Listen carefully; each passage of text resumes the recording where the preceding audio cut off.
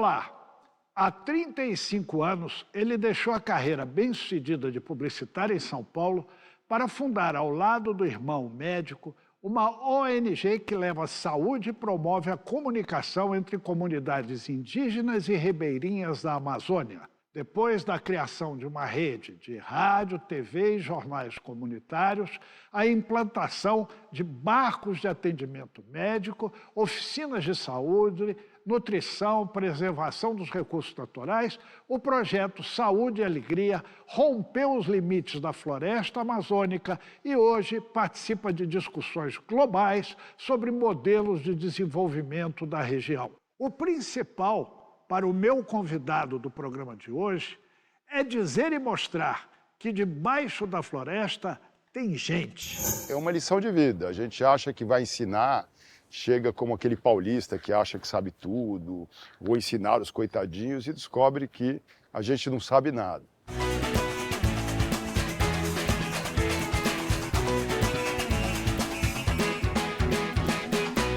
Caetano Scanavino é quem mostra a cara para o Brasil a partir de agora. Seja muito bem-vindo. Obrigado, Ricardo. Um prazer. Você teve uma carreira atípica. Você começou estudando engenharia, depois descobriu que não era isso e foi para a publicidade. Como é que é essa mudança assim tão radical, né? Isso, então, naquela época, né, anos 80, assim, eu lembro que meu pai falava, não, ou é engenheiro, ou é médico, ou é advogado, né? E, então, eu acho que eu fui formado para ser engenheiro. E aí me enveredei para a questão da engenharia, sempre fui bom aluno, matemática, física, essa coisa toda. Depois fui morar nos Estados Unidos, voltei já querendo ser fotógrafo, mexer na área de comunicação, vídeo. E aí acabei me enveredando para a área de fotografia, produtora de vídeo, São Paulo, essa coisa toda. Até surgiu a oportunidade de dar um pulo, né, na Amazônia, fazer um período sabático. Falei, eu vou ficar lá 6 meses e volto para São Paulo.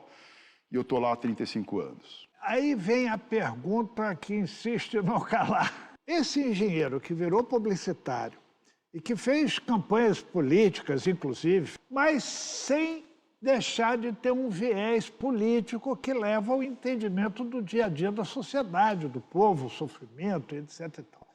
Nessa questão sabática, você deixou São Paulo e resolveu morar lá. Como é que foi isso? O meu irmão médico estava na Amazônia, ele começou, juntamente com a esposa dele na época, a arte educadora Márcia Gama, como médico da prefeitura para atender o interior ali da região de Santarém, Tapajós, Arapiuns, Rio Amazonas. Eles foram para lá para fazer isso? Para fazer isso. E aí depois veio a época também de eleição, ele não quis estar vinculado a um partido, essa coisa toda, acabou se desligando, voltou para São Paulo, aí foi fundada a ONG, e em 1987 ele retornou para lá já na forma de projeto Saúde e Alegria, não só atendimento de saúde, mas desenvolvimento integrado, um pouquinho de educação, jovem, escola, meio ambiente, sem ter nada a ver com política, opção de vida. Não, e aí, política pública, vamos dizer assim, não política partidária, né? Isso em 87. E eu, depois daquela campanha toda, falei, surgiu a oportunidade de ir lá, me juntar a ele, ajudar a montar a parte de comunicação, de documentação, audiovisual ali da ONG. Eu falei, vou lá, vou ficar lá 6 meses e volto, né? Monto, ajudo a montar e volto. E aí não sai mais. Você criou uma rede que tem jornal, rádio, TV, revista e tal, e chama Mocorongo. É verdade? É verdade. Pois é, Mocorongo, para quem não sabe, é quem nasce em Santarém. Então, fora de Santarém é bullying, né? É meio pejorativo e tal. E a gente tem, dentro do Saúde e Alegria, o trabalho da arte, da alegria, né? Saúde, alegria do corpo, alegria, saúde da alma.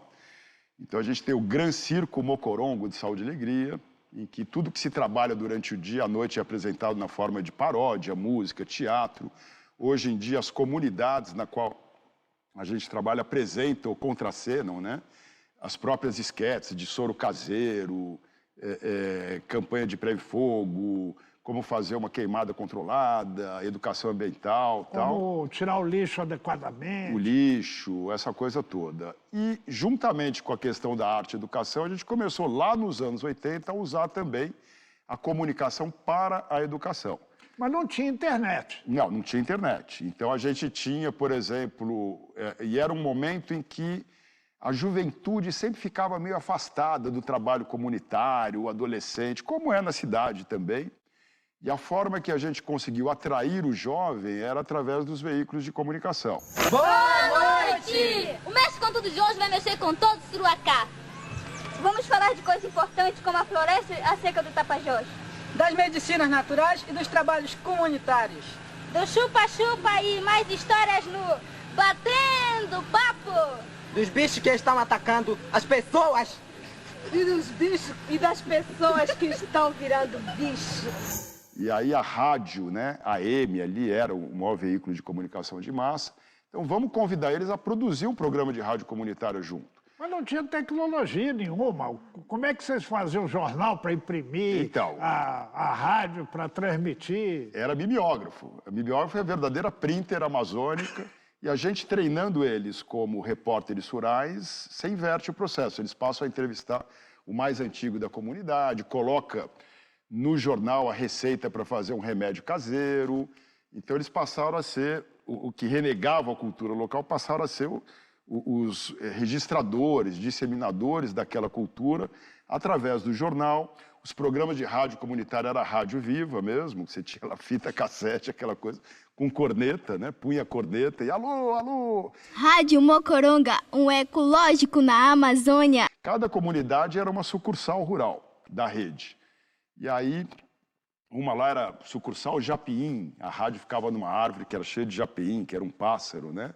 E aí a gente começou a montar um sistema, né, de comunicação com rádio, com jornal e com vídeo na época. Ele levava aquelas câmeras e a gente fazia um programa que chamava Mexe com Tudo, que mexe com tudo. Então, 3 dias de trabalho na comunidade. O primeiro dia eles roteirizavam, o segundo a gente gravava. E no final, a gente ia embora, não ia, quer dizer, só ia embora depois de exibir o programa feito lá mesmo, editado, às vezes com câmera, VHS mesmo, no dedo. E eles faziam aquele programa. E aí, quando você ia para outra comunidade, você já começava o processo na outra exibindo o da comunidade anterior. De maneira que você criava um circuito de comunicação de comunidade para comunidade, feito por eles, com a linguagem deles, com valores deles, dentro do universo cultural deles. Não saia daí, a gente volta já já com mais dessa boa história. O que me prendeu lá, o que me fez ficar lá, não foram as belezas naturais do Rio Tapajós, foram as pessoas. Você já pensou uma ONG que se chama Saúde e Alegria? Quer dizer, ninguém pode querer nada melhor, né? Saúde e alegria. E ela acabou crescendo a partir desse trabalho de comunicação. Isso é uma coisa rara. Como é que os indígenas receberam isso? Em especial, essa parcela da população. Então, assim, trabalhar a comunicação, né, era, antes de tudo, também uma forma de poder levar esse veículo, mas não a gente fazer por eles, né? Poder estar empoderando eles para poder usar essas ferramentas e poder emanar a voz da Amazônia por quem está lá, embaixo da floresta. Tinha a questão de fortalecer a cultura local, quando o jovem passa a documentar, registrar e disseminar essa cultura, elementos ali que estão se perdendo, né? Tinha a questão de apoiar com a comunicação as campanhas educativas. Dentro do jornal você tinha a publicidade, leite materno, soro caseiro, né? Eram os nossos patrocinadores. E tinha também a questão de poder estar fazendo a Amazônia ser contada por quem está lá. E naquela época, até hoje também, né, as pessoas, quando têm um imaginário de Amazônia, é como se fosse um verde de selva e selvagens, né? É isso que as pessoas às vezes têm como noção de Amazônia, como um território onde não tem ninguém. E debaixo da floresta tem gente, né? E é uma gente que é sabedora, ela tem uma cultura fantástica, tem a solidariedade fantástica. O que me prendeu lá, o que me fez ficar lá, não foram as belezas naturais do Rio Tapajós, foram as pessoas. Agora, tem um aspecto interessante. Você aqui em São Paulo, publicitário, bem-sucedido, ganhando muito dinheiro e numa atividade glamourosa. Como você administrou dentro de você essa mudança? Para mim, esse tipo de coisa não tem preço, né? E poder trabalhar, por exemplo, trazendo ali o conhecimento que a gente tem técnico de produzir algum produto de mídia para eles, né? Em vez de eu fazer, poder capacitar para eles mesmos fazerem, são coisas que o retorno não é material, não é salário, não é nada. E hoje você vê ali, na verdade, a Rede Mocoronga virou já um conjunto de coletivos audiovisuais. Eles produzem com celulares, eu já perdi até o controle ali de tudo que é produzido nas redes sociais. E a gente vê hoje o movimento indígena, o movimento dos povos tradicionais da Amazônia, cada vez mais presentes nas redes, se apropriando desses instrumentos de comunicação. E é um motivo de orgulho, né? É um motivo de orgulho quando você vê lideranças indígenas na COP, na televisão, enfim, ali contando sua história, contando sua realidade, contando ali suas propostas, né? E mostrando a sua cara. Mostrando a sua cara. E ao mundo. O método que a gente fazia nos anos 80 é o mesmo de hoje. O que muda é a tecnologia. Então, como que você usa a tecnologia a seu serviço e não você ficar a serviço da tecnologia? Hoje, atualmente, em que áreas vocês atuam mais firmemente? Então, o Saúde e Alegria hoje, ele segue sendo um projeto de apoio ao desenvolvimento integrado. Então, a gente tem área de saúde, área de escola, juventude, mulheres, artesanato, turismo de base comunitária. Cultura, saneamento, o circo, né? O circo é um palco de cultura, de manifesto cultural. Saneamento básico, energia renovável, inclusão digital. A gente começou a implantar também telecentro de acesso à internet. Agroecologia, restauração florestal, sociobioeconomia. É um conjunto de atividades, né? E a comunicação e a arte-educação são meios para poder estar disseminando esses conteúdos educativos, seja entre as comunidades, seja das comunidades para o mundo, seja do mundo para as comunidades. Então, são instrumentos, ferramentas fundamentais ali para mobilização, para participação, em que eles constroem junto, né? Eles produzem produtos de mídia também. E isso alavanca, né? Alavanca, dissemina, fortalece os conteúdos educativos que a gente vai repassando.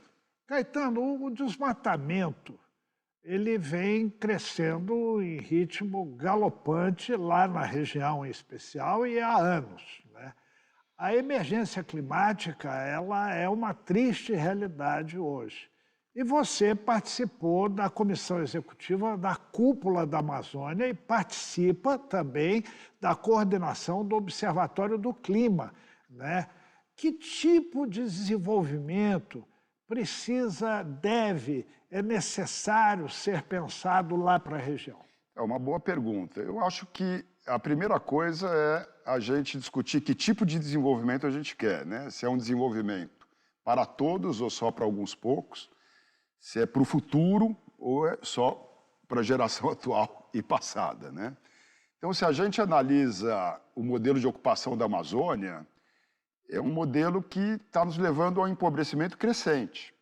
Então, assim, o mundo mudou e aí a gente ainda insiste em progresso na forma de desmatamento, na forma de pastagens de baixíssima produtividade, garimpos que despejam mercúrio nos rios. E aí fica muito essa falácia de ONG e meio ambiente ser contra o progresso. Não. O que a gente questiona é esse modelo de progresso. Então, por exemplo, estamos lá no Tapajós, a gente vê ali mais ou menos um despejo equivalente a 7 milhões de toneladas de sedimento de garimpo todo ano, o equivalente a uma Brumadinho caindo no Tapajós a cada 20 meses, 70 anos de exploração de ouro, e aí você vai ver uma cidade como Jacareacanga, por que então ela não está 100% asfaltada, por que a população não tem acesso a 100% de saneamento, você não tem internet de primeira, né? Então, assim, aí esse é o progresso? Quer dizer, para onde que está indo esse ouro? Então, assim, o que a gente vê é uma cultura do ilegalismo na Amazônia que precisa acabar. Quer dizer, a regra é o ilegal e a exceção é o legal. Se eu quero, por exemplo, ser madeireiro e fazer a coisa certa, como é que eu vou concorrer com o preço baixo da madeira ilegal, que não paga imposto, não paga direito trabalhista? Então, das duas, uma, ou eu desisto do negócio, deixo de gerar emprego, ou eu vou mudar de lado, vou fazer que nem os outros estão fazendo. Então, assim, isso aí que a gente precisaria discutir. Precisa dar esse passo atrás para combater essa cultura do ilegalismo, para a gente poder estar premiando quem quer fazer a coisa certa e punindo quem vive de ilícito. Então, senão fica difícil falar em desenvolvimento sustentável, essa coisa toda. Fica muito discurso e pouca prática. Exatamente. O Leonardo DiCaprio andou participando do trabalho dele. Se você quer saber como é que foi isso, não saia daí. A gente volta já já. O negacionismo hoje não é não admitir o aquecimento global, mas é achar que ainda dá tempo.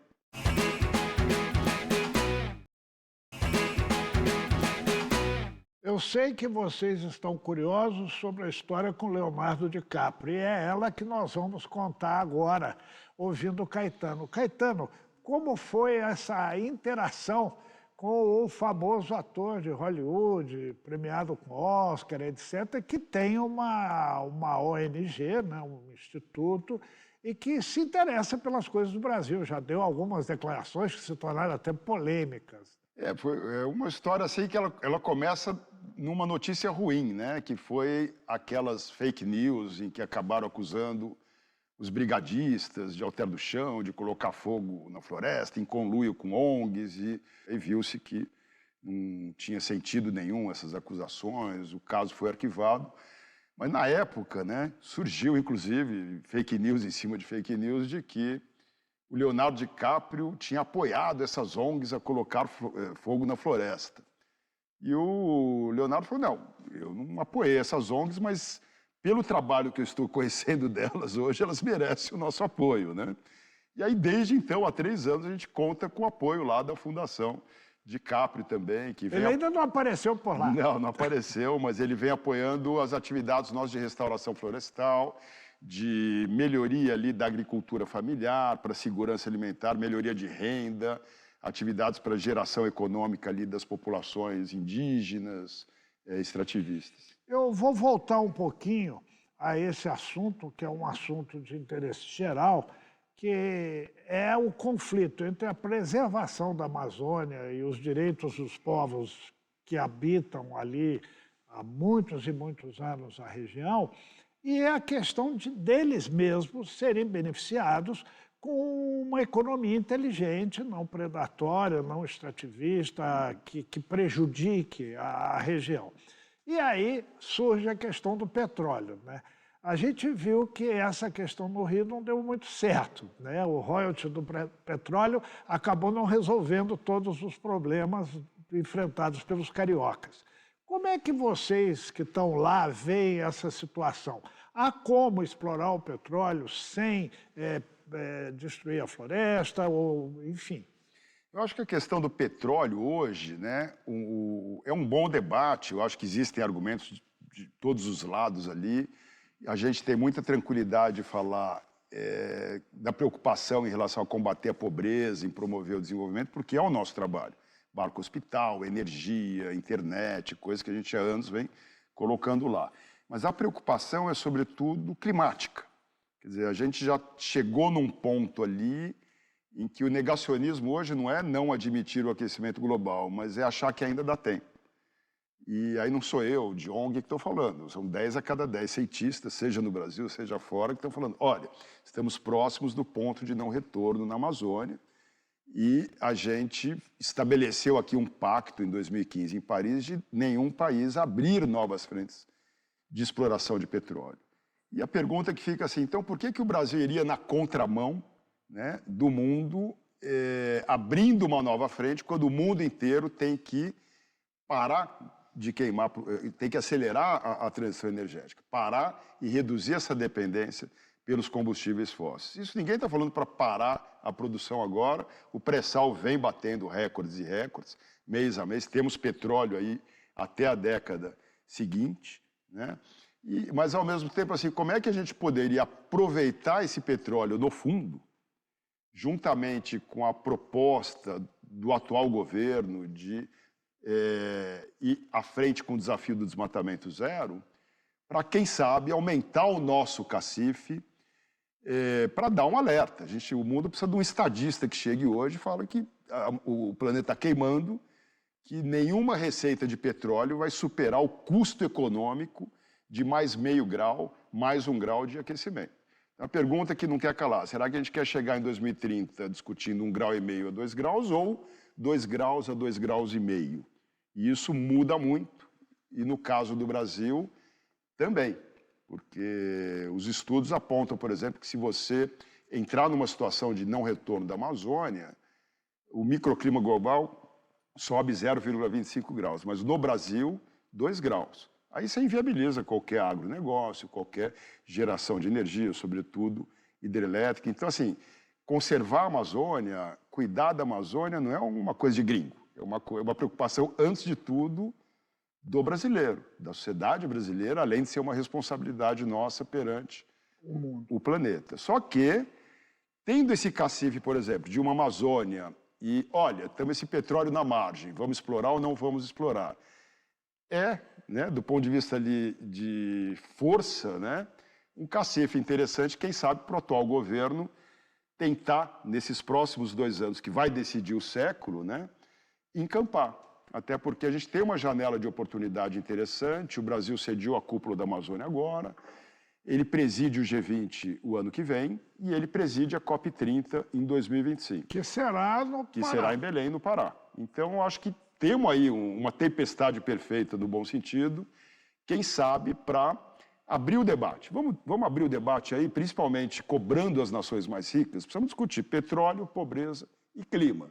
Aquele jovem estudante de engenharia que se tornou publicitário, se você encontrasse com ele e ele perguntasse para você, valeu a pena? Valeu a pena porque a gente vem para esse mundo, a gente sai desse mundo e o legado que a gente pode deixar, né? Como é que a gente pode trabalhar para o mundo, né? E assim, não dá para você ser feliz sozinho. A gente só vai ser feliz vendo pessoas felizes à nossa volta. Caetano, eu sei que você traz com você sempre, e não abandona nunca, um objeto que lhe é caro e representa tudo isso que nós conversamos aqui. Essa mudança radical que você deu na sua vida e ao lado do seu irmão construiu e mantém essa obra tão fantástica, fazendo o bem, né, levando o que as pessoas precisam e merecem receber com dignidade, com qualidade, com eficiência, com respeito acima de tudo. Eu queria que você mostrasse o objeto e falasse dele. Eu trago aqui um talismã que é do meu pajé, Nato Tupinambá. Lá o meu pajé lá de Alter do Chão, né? Eu levo isso aqui porque isso aqui ele me deu que é para nos proteger. Porque a Amazônia também não é um trabalho fácil. Parece óbvio a gente falar de barco-hospital, saúde, meio ambiente, floresta em pé, um outro tipo de desenvolvimento, mas a gente sabe que... Tem riscos. Tem riscos e assim, você acaba também, pelo próprio trabalho, assim, alguns gostam, outros não gostam, principalmente quem vive de ilícitos, né? Então, isso aqui é uma proteção e, ao mesmo tempo, isso aqui simboliza um aprendizado que a Amazônia nos trouxe. Eu costumo sempre falar, o futuro é ancestral, o futuro é amazônico, o futuro é indígena e assim, quando eu olho para cá, né, é o símbolo, talvez, de todo esse conhecimento que talvez São Paulo precise mais da Amazônia do que a Amazônia de São Paulo. Então, obrigado aqui, com saúde e com alegria. O futuro é verde e tecnológico. É verde e tecnológico. E está pensando no bem das pessoas, acima de tudo, porque se não for assim, não vai ter futuro, né? Esse foi o aprendizado que essa população indígena tradicional da Amazônia nos deu, né? Algo que é solidariedade, é vida, não é só sobreviver. Respeito. e respeito. Caetano Scanavino, muito obrigado por mostrar a sua cara para o Brasil. Valeu, Ricardo, e parabéns pelo programa também. Eu acho que o Brasil precisa de notícias boas e parabéns aí de poder estar trazendo aí pessoas que nem a gente também, que nos dão força para continuar no dia seguinte. Obrigado. Obrigado. E na próxima semana a gente volta com mais histórias inspiradoras desse Brasil que transforma e faz. Até lá!